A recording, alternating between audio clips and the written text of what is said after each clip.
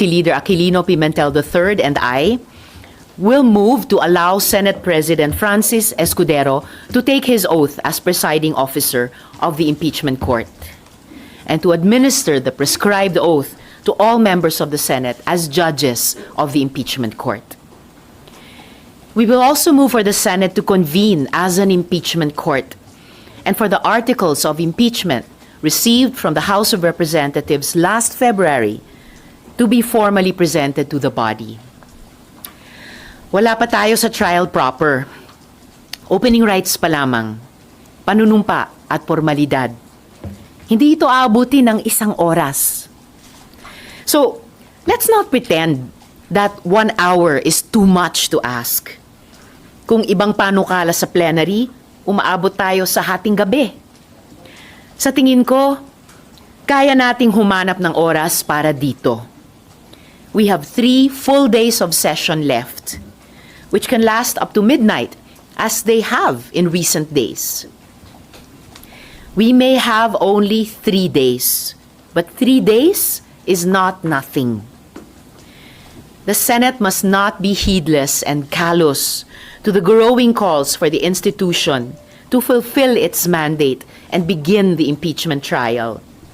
Nandyan ang simbahan at ang iba't ibang grupong relihiyoso, ang mga abogado, ang mga law schools at universidad, ang mismong mga bumalangkas ng ating saligang batas. Sina former Supreme Court Justice Adolfo Ascuna, sina Attorney Rene Sarmiento at Attorney Christian Monsod, lahat sila nagsasabing kumilos na ang Senado. Bilang mga senador ng 19th Congress, malinaw sa amin sa minority ang aming responsibilidad. At hindi ako papayag na Senado pa mismo ang bumaliwala sa ating konstitusyon. Dahil hindi lang taong bayan ang huhusga sa amin. Kung hindi ito matuloy, hindi tayo patatawarin ng kasaysayan. So paano mangyayari? Magkukonvene na agad? Hindi na po mangyayari yung dapat basahin muna ng panel of prosecutors yung articles of impeachment? In fact, pangatlong step na yan. Unang step ay manunumpa manunumpa ang muna. Senate President bilang presiding officer. Pangalawang step, pasusumpain niya kaming lahat ng mga senador bilang senator judges. Kasunod niyan, finally, once and for all, babasahin sa amin ang articles of impeachment. Pero lahat ng yan, maaring hindi umabot sa 1 oras. Kasi originally, ang magiging presentation muna nung articles of impeachment bago daw mag-convene bilang impeachment court. Ayon sa pagkaalam namin sa konstitusyon at sa rules of impeachment, yung kwinento ko po yung sequence of events. Manumpa ang presiding officer, manumpa ang senator judges, babasahin ang articles of impeachment. So, kailangan po ba yung prosecution team ng House yung magbasa on the floor nung articles of impeachment o pwede na yung Senate Secretary as the clerk of court ng impeachment court? Ang naging practice ay yung House prosecutors ang nagpe-present ng articles of impeachment. Pero kung base lang sa Senate rules of impeachment, maaring simpleng opisyal dito o assigned person sa loob ng Senado ang magbasa ng mga ito sa amin bilang senator judges once convened na kami as impeachment trial court. Pero ma'am, confident kayo na kapag nag-motion, makakakuha kayo ng enough votes para suportahan ng mga senador? It shouldn't even require. Hindi na Sapat kailangan? no. Ayon sa mismong konstitusyon, hindi kailangan yung approval ng majority para lang simulan ang aming tungkulin sa impeachment process. Pero kung kakailanganin pa ng isang motion, yan ang aming gagawin ni Senator Coco. So pag nag-motion kayo, no more debates, no more nabutuhan, dapat tuloy na agad yung... Ideally, sasabihin lang ni Senate President na inaaprubahan niya yung aming motion. Kasi even that, hindi na sana kakailanganin kung lamang sinunod namin ang konstitusyon na upon receipt of the articles of impeachment transmitted by the House, forthwith, ituloy na namin ngayong linggo ang Senate impeachment trial. Bakit ngayon po, bakit hindi po yung June 2 nung pagka-resume nyo, in-erase nyo na po agad yung issue na to na dapat mag-convene? Dahil batay sa konstitusyon at batay sa naging practice kahit nung nakaraang mga impeachment trials, hindi na kinailangan ng kumbaga lesser mortal tulad ng isang motion sa floor para lang gawin ang pinakamataas na utos at obligasyon na nanduroon na sa konstitusyon. But since we are here now, kumbaga last 3 days na lamang, down to the wire tayo, sige, kahit yung extraordinary motion ng pagmo-motion pa sa floor, gagawin namin. Kahit ideally, kung ginagawa lang ng Senado ang aming talagang tungkulin ayon sa konstitusyon, dapat sana hindi na kailangan ito. But what prompted you po na gawin to mamaya? Dahil huling 3 araw na po natin sa 19th Congress, kailangan, kung hindi man nung February 5, kung hindi man nung June 2, ngayong June 9 onwards to 11, simulan na po namin ang impeachment trial. Kasi ilang beses sinasabi ni SP Cheese na very powerful ang plenary. So parang laging decision ng plenary ang masusunod. Very powerful ang plenary sa aming legislative functions. Most powerful, above all, above the Senate, above the House, above the Supreme Court, even above the President, most powerful ay ang konstitusyon. At sinasabi sa konstitusyon, hiwalay ang aming legislative functions kung saan most powerful kami bilang Senado sa non-legislative functions. Magkahiwalay yung dalawang iyon. At sa non-legislative function ng impeachment trial, wala nang ibang kailangan magsalita kundi ang konstitusyon mismo kung amin lamang pakinggan at sundin.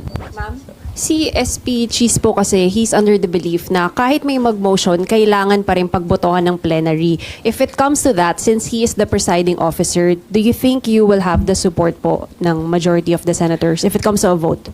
Unang-una na, sa plenary ng session bilang Senado, pwedeng ang presiding officer mismo, ang Senate President o ang presiding officer, ang mag-approve or reject ng isang motion. Hindi kailangan kaagad ipasa sa amin para pagbotohan ang bawat motion, kahit simpleng motion. Ganon din, pag dito sa usapin ng impeachment trial, we will still be a Senate, magmo-motion kami. The Senate President has all the power and I would say the obligation na to rule favorably sa motion namang iyon. Kung kailangan pang umabot sa pagboto, kung ipasa pa niya sa amin sa plenary, well, nakikita nyo naman po habang dumadaan ang mga araw, dumadami. Mismong mga kasama namin sa majority na nag-on the record na payag sila or sasang-ayon sila na simulan na namin ang impeachment trial. Nandyan si Senator Alan Peter Cayetano, si Senator J.V. Ejercito, si Senator Sherwin Gatchalian, at si Senator Jinggoy. SP Pro Temp Jinggoy Estrada. Ma'am, yung pag-convene po ba ng Senate as an impeachment court, is that optional? Oh, definitely not. Definitely not. Kapag ang maging pananaw namin at ugali namin ay optional lang, yung pag-convene bilang impeachment court, susuwayin namin ang konstitusyon. Kami pa, Senado.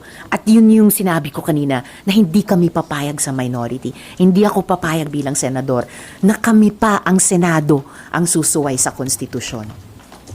Ma'am, ito ba na karoon kayo ng concern na mukhang may move to kill the impeachment case arbitrarily? Kaya nag-decide na kayo na mag-motion to?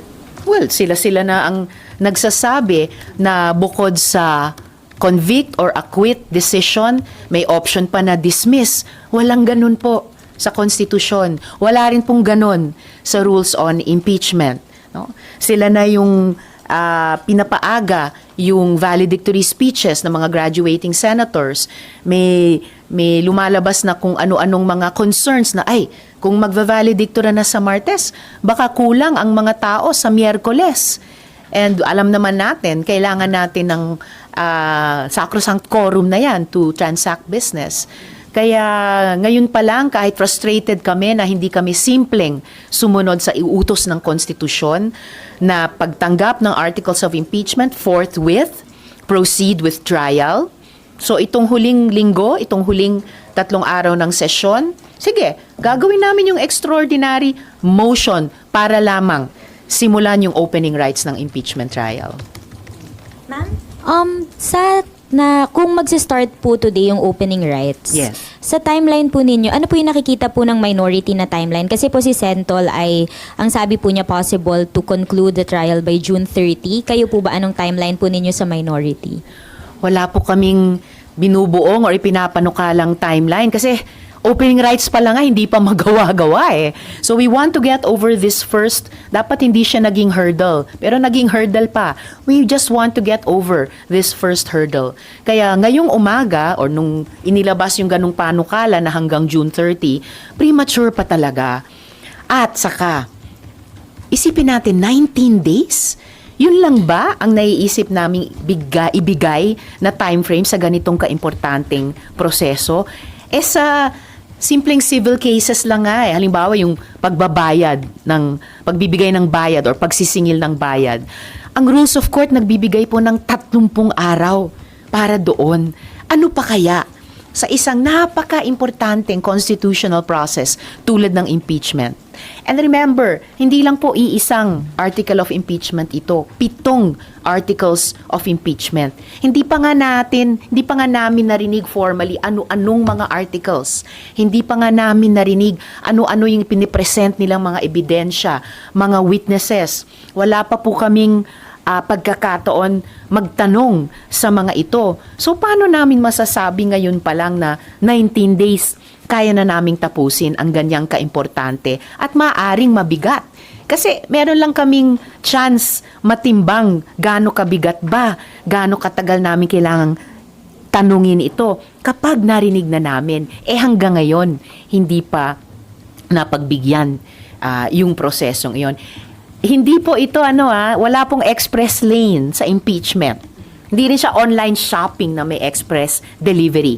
Bigyan naman natin ng hustisya ang prosesong ito. Bigyan natin ng hustisya pareho ang mga panig ng House prosecutors at pati yung kampo ni VP Duterte. At higit sa lahat, bigyan natin ng hustisya ang taong bayan na kumakapit sa konstitusyon at dumadami at lumalakas ang mga boses na pinagsasabihan kami, gawin nyo na ang tungkulin ninyo.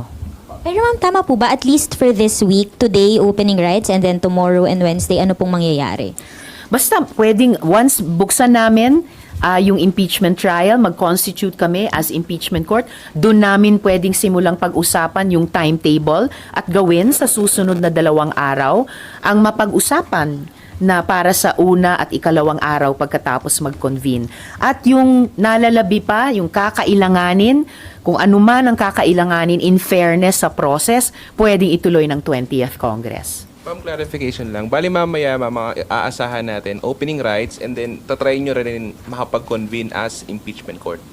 Asahan nyo po na magmo-motion kami ni Senator Pimentel na gawin na namin ang opening rights, which would constitute convening ourselves as impeachment court. Panunumpa ng presiding officer, panunumpa naming senator judges, pagpresenta sa amin ng articles of impeachment.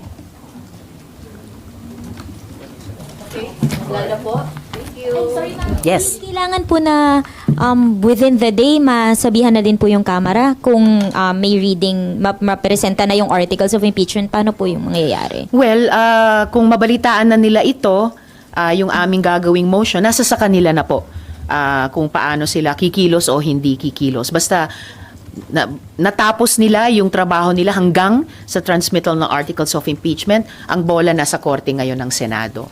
So, yung shot clock, matagal nang nag-run out. No? Time to move and not a moment more to lose. Thank you po. Salamat po.